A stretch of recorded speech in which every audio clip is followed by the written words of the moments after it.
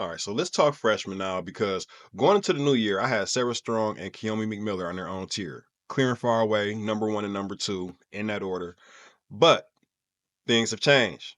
3 years into the new year, things have changed. Conference play began, and Sarah Strong, she's looked good against Providence and Marquette. Just nothing overwhelming, just really solid. All right, Kiyomi McMiller, not the same story. Against Ohio State and against Maryland, she really struggled. Not only scoring, but she also had 1 assist to 7 turnovers in the last game. And for somebody with her court vision and handle, that's unacceptable. So, since they've left the door open, more freshmen have come in, bring this thing back to even pretty much where we started at the beginning of the season. Now we have about 16 games left in the regular season, and we still don't even know who's really in the top five. There's probably about 7 or 8 that you could slide in there, starting with Silas Swords. Yes, both of her best games came in losses, but they both came against South Carolina and UCLA. That counts for something. And also her running mate, Olivia Olson. You can never forget about her when you're talking about Silas Swords. Olivia Olson is right there next to her on that list. But Mikayla Blake's, she's been on the list the whole time. But with this 36-point performance, 36 points, 5 assists, and 0 turnovers, by the way, this just elevates her another notch, in my opinion, especially because it came in SEC play. Although it was against Georgia, not one of the top teams in the SEC. Still, this was in conference play. So this game for Mikayla, it was wonderful. Her and Camille Pierre, they bought out in this game, but this is about the freshman right now. And Mikayla Blake's, this was a masterpiece. She's a maestro out there. She really has one of the highest IQs as a ball handler in the country already as a freshman. I saw this all summer. Every game that she played in, you could see that she was really just solid with the rock. But yeah, she's not turning the ball over much at all. 0 turnovers in this game, just one in the game previous, two in the game before that. She doesn't give the ball up a lot. And so that's really one of the most valuable things that you can ask for out of a point guard, and she provides that.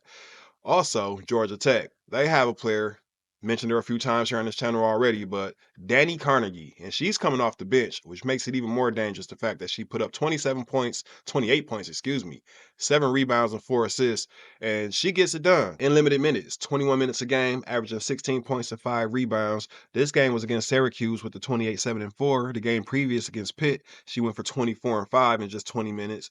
They played Nebraska, ranked Nebraska. She had 20 points and 8 rebounds. So she's getting it done against all of the top quality opponents. Even against UNC, she had 22 points and 9 rebounds, 4 assists. Doesn't really matter who she's facing. She's out there producing. And so players like that, you always have to tip your cap to the Silas Swords, the Mikayla Blakes, and the Dani Carnegies who show up against the toughest opponents. Another freshman making their way up the list, Jordan Lee in Texas. Still upset that Texas didn't play her against Notre Dame.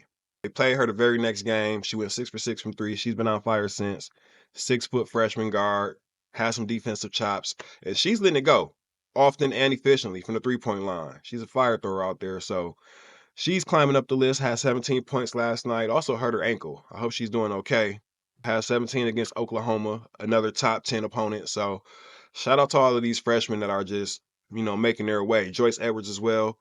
This most recent game, Malaysia Fulwali led the team in scoring, but before that, Joyce Edwards had led South Carolina in scoring 3 games in a row. She's not really getting the minutes that, some of these other freshmen are getting, so you have to take that into consideration, but she's definitely climbing her way up the list as well. I would love to throw Kennedy Smith up there with the impact that she's making, but the numbers just aren't there yet. We'll see what she does in the next few games. Jelani Cambridge, Liv McGill, Kate Koval, all on that next tier down, along with Kennedy Smith, with a chance to move up with some of the players that I mentioned earlier. But for now, that's pretty much where my list is with the freshmen.